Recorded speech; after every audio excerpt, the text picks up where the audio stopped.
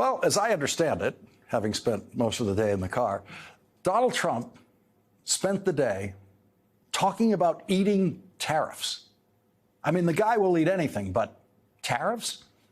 As usual, it wasn't clear what Donald Trump actually meant by eating tariffs. But Trump administration officials went on TV today to humiliate themselves as economic illiterates by claiming that the Trump tariffs will not raise prices in this country, which is exactly the very point of a tariff. Because the Trump tariffs are going to raise prices dramatically in this country, Christmas will look very different if Donald Trump doesn't surrender in his tariff war with China. And remember, only China has said, quote, "We will fight till the end" in the Trump tariff war. Donald Trump has never said that about his tariff war with China, never said he'll fight to the end. And no one working for Donald Trump has ever dared to say that they will fight to the end against China, because they all know that Donald Trump might cave and surrender to China in this trade war at any moment, as he already has done with some auto parts that are exported from China. Donald Trump tried to explain today in Michigan that his caving on auto parts and giving up his own tariff scheme on auto parts was just a friendly gesture to the American automobile industry and the American auto workers, so that they will actually have the parts they need to complete the building of cars here in the United States. But America's biggest automaker, General Motors, today withdrew its previous profit projection for this year because the Trump tariffs will raise prices and will reduce sales and will make life more expensive for everyone in this country, which, according to several projections now, will send the Trump economy toward a recession.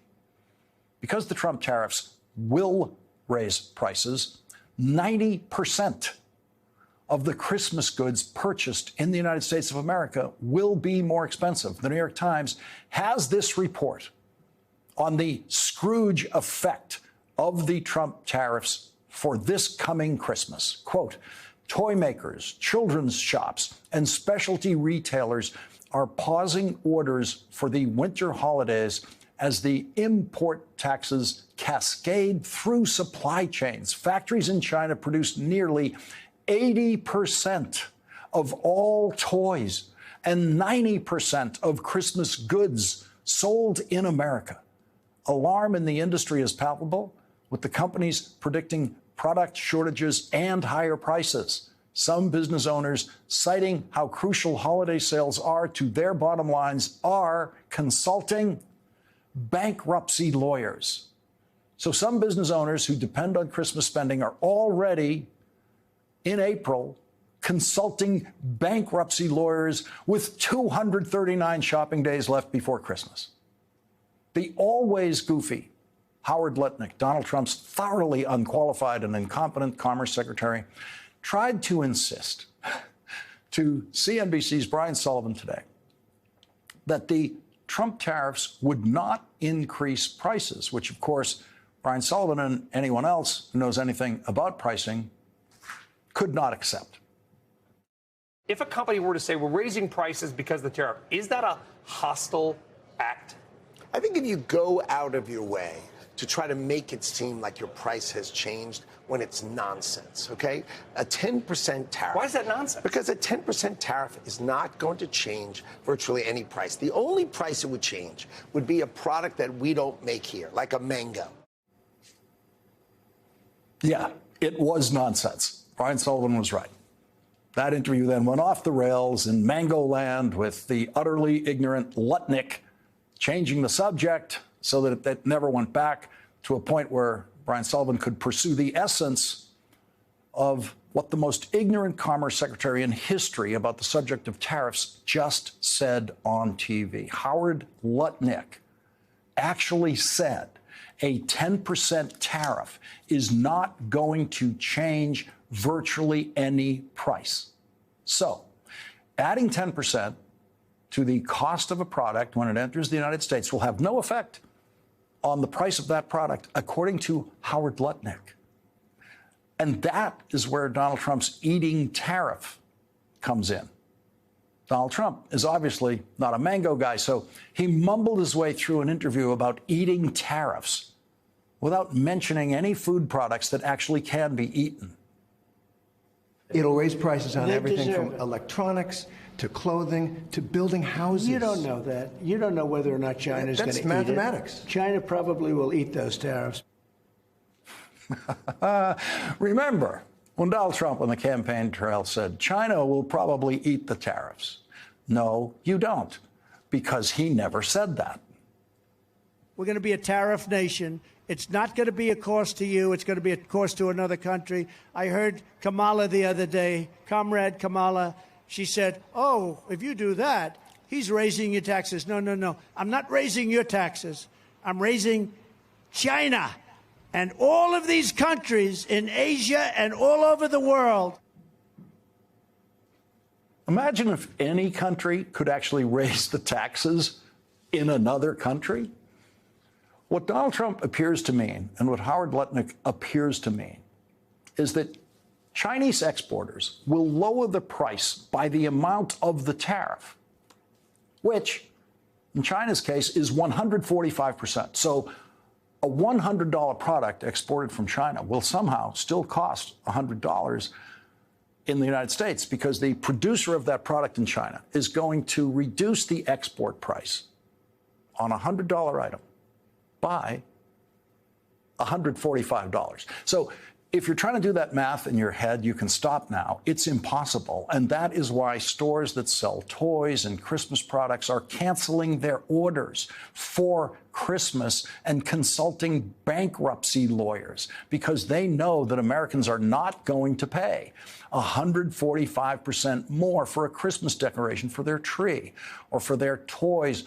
And those stores do not want to be stuck with products that they cannot sell and they will not be able to sell in December. And oh, by the way, they cannot decide to order those products in November because of that thing we all learned about in COVID, the supply chain, which, takes a while. Supply chain is already slowing down dramatically and putting Americans out of work right now. The supply chain from China primarily enters the United States on the West Coast with the Port of Los Angeles taking most of it. The executive director of the Port of Los Angeles told CNBC that he, quote, expects incoming cargo volume to slide by more than a third next week compared with the same period in 2024. The West Coast Dockworkers Union issued this statement today, quote, these tariffs are nothing more than a direct attack on working class and should be opposed outright. The reality is clear. These tariffs don't put America first. They put American working people last. They will kill jobs, raise costs, and fuel economic instability that will ripple through every community in this country. So the Trump tariffs are already killing jobs in this country, like truck driving jobs at the Port of Los Angeles, which makes it all the more ludicrous when the Trump team tries to tell you that tariffs do not raise prices in this country. The sunniest face in Trump world is always the permanently smiling Kevin Hassett, the White House National Economic Council director. Nothing can make him stop smiling. He doesn't do the Peter Navarro scowl talking about China. He doesn't look like a clown the way Howard Lutnick always does, talking about mangoes on TV. And Kevin Hassett doesn't talk about eating tariffs the way Donald Trump does. He tries to use economist speak to fake out interviewers, to make them think he actually knows what he is talking about. And the tell in what you're about to hear is Kevin Hassett, a graduate of Swarthmore College, who obtained his PhD in economics at the nearby University of Pennsylvania, uses the word inelastic. That is a word most people go through their entire lives without ever hearing or speaking. Inelastic. It's a word that comes up in every introductory course on economics in college, along with the word elastic. In those courses, we talk about elastic demand, meaning demand that can go up and down, and inelastic demand, meaning demand that stays very steady. And we talk about elastic supply, like the supply of toys in December this year, for example, which is obviously elastic, according to what we just heard, because the orders are being canceled for those toys right now. And then there's inelastic demand, just a permanent demand that almost never declines in any significant way. The demand for energy is extremely consistent, which economists would sometimes call inelastic, as an example of inelastic supply. Listen to the way the always smiling Trump economist sneaks in the word inelastic to say something that is absolutely impossible and get away with it because he's using those words that he learned at the University of Pennsylvania. The question put to him today was about Donald Trump calling up Jeff Bezos, the owner-operator of Amazon, to complain about a story from Axios saying Amazon was considering identifying the tariff increase in prices on the website. Put it right there on the website with their pricing. But after Jeff Bezos got that call, Amazon's Washington lobbyist put out a statement saying, Amazon would never do that. Jeff would never do that. We would never tell our consumers on Amazon what Donald Trump has done to their prices. We live in a country where there are gas pumps in America that show you exactly how many pennies in the price of a gallon of gas is for the federal gas tax, and exactly how many pennies in the price of a gallon of gas is for that state gas tax that you pay in a gallon of gasoline. But no, Amazon will never let you know how much the Trump tariffs are adding to your prices, and Amazon's Jeff Bezos has promised Donald Trump he'll never, ever let Amazon customers know that, as if they can't figure it out for themselves. Here's how Kevin Hassett responded to that news about the Trump-Bezos phone call. Now, when you listen to this, listen for the word if. Always a very important word with economists. Listen to the word if and the absolute impossible hypothetical that comes after the word if. The bottom line is that if we charge a tariff on a foreign country, then if they have inelastic supply to us, then the supplier in that country is going to bear the tariff, not the U.S. consumer. And the idea that Amazon is going to say that the tariff is passing through to the consumer means that they don't understand economics. And so you covered it as a debacle. I did think it was a debacle for whoever's doing economics at Amazon because they were assuming something that's contrary to basic economics about who bears the tariff. And it was correct for Jeff Bezos to apologize for it and to correct the record that Amazon, whoever did it, made a big mistake. I wonder if they'll have a job tomorrow. Now, there's a guy who should not have a job, absolutely should not have the job that he has. He is an undistinguished economist who has never done anything important in the world of economics, never been cited by other economists. And there's the smiling economist who's never accepted an invitation to appear on this program, telling you that prices will not go up in this country for any product that has inelastic supply. And he says inelastic supply really fast. Sounds really cool when he says it, like he really knows something. That is an economist's hypothetical, which, like most economists' hypotheticals, have absolutely no meaning in the real world. You would think that Christmas toys are about as close as you could get to something with both inelastic demand and inelastic supply, a supply that simply must keep flowing. But toy sellers in America are already talking to bankruptcy lawyers because they know that that hypothetical about inelastic supply that the smiling man just said is utter nonsense, and that it is mathematically impossible for any exporter in China to lower the price of their products by 145%. And so this is the new game. Donald Trump now says China will probably eat the tariffs. During the campaign, he used to say very simply, China will pay those tariffs. Just pay them. You don't have to worry about them. China will step up and pay a tariff that's supposed to be paid by us. How generous of China. The vast majority of voters now know exactly who's going to pay the tariffs. People who have never heard the phrase inelastic supply know much better than economics PhD Kevin Hassett who is going to pay the tariffs. Americans know they are going to pay the tariffs. Americans know that the only money that is going to flow into the United States Treasury from tariffs will come from Americans in America and no one else. It is legally and technically impossible for tariff revenue to be paid by anyone outside of the United States.